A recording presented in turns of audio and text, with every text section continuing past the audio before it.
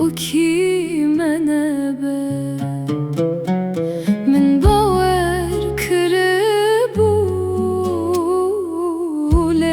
لتشوي كوركي قران لسر دلي من ما همي دره وبو همي خيال بو دنيا دره و evin بحال بو تزهشتم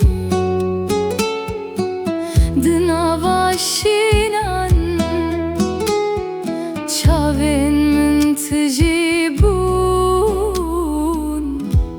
bi hêsiran sozên te kudan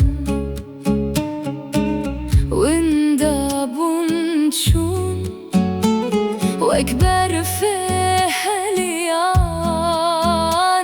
li ber tavê bûn min canê xweda bo dîtina te lê te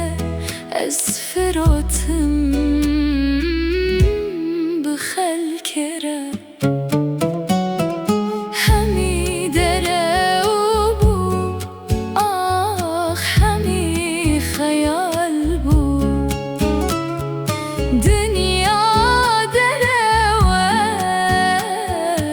evîn bihal bû tezhiştim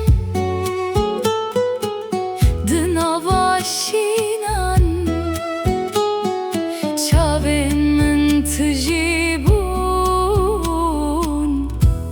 bi hêsiran êdî bese êdî xelaş dilê min birîndare nebe wek bere xewn û xeyal bûna xû toz min tu kuştî di dilê xwede hemî dere û bû hemî xeyal bû bêter